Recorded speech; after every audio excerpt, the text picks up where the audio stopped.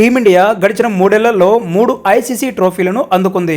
2024లో T20 ప్రపంచ cup, 2025లో champion trophy, మొన్న జరిగిన టీ20 ప్రపంచ కప్లో ఈ 3 ట్రోఫీలను టీమిండియా సాధించింది. ఈ నేపథ్యంలో టీమిండియాపై పాకిస్తాన్ క్రికెటర్లు విషం కక్కుతున్నారు. ఫిక్సింగ్ చేసి ఇండియా విజయం సాధించిందని పదే పదే ఆరోపణలు చేస్తుంది పాకిస్తాన్. అయితే లేటెస్ట్గా ఇదే విషయంపై మరోసారి పాకిస్తాన్ మాజీ కెప్టెన్ ఇంజమామ్ ఉల్ హక్ స్పందించారు. ఇకపై టీమిండియా ఐసీసీ ట్రోఫీలు గెలవకుండా అడ్డుకుంటామని, పాకిస్తానే గెలిచేలా ప్రయత్నాలు చేస్తామని ప్రకటించారు.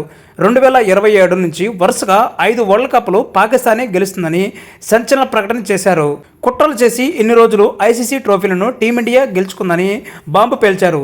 అయితే ఇకపై టీమిండియా ఒక్క ట్రోఫీ కూడా గెలవబోదని సంచలన వ్యాఖ్య చేశారు.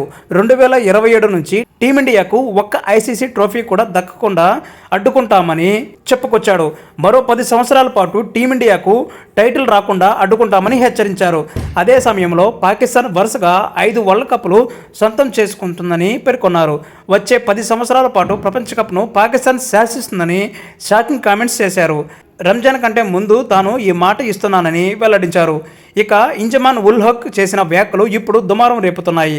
టీ20 ప్రపంచ కప్ కాదు, బంగ్లాదేశ్ చేతిలో కూడా వన్డే సిరీస్ ఓడిపోయిన పాకిస్తాన్ వరుసగా 5 వరల్డ్ కప్లు గెలవడం అసాధ్యమని ఇండియన్ ఫ్యాన్స్ దారుణంగా ట్రోలింగ్ చేస్తున్నారు. ఈయనగాడికి నడవడమే చేత కాదు, పాకిస్తాన్కు 5 వరల్డ్ కప్లు ఎలా తీసుకొస్తాడని మండిపడుతున్నారు. ముందుగా బంగ్లాదేశ్, జింబాబ్వే, నెదర్లాండ్స్ లాంటి జట్లపైన వన్డే సిరీస్లు గెలిచి చూపించాలని ర్యాగింగ్ చేస్తున్నారు. పాకిస్తాన్ కాదు, ఇకపై ఐసీసీ ట్రోఫీలన్నీ టీమిండియా వేవని పోస్టులు పెడుతున్నారు.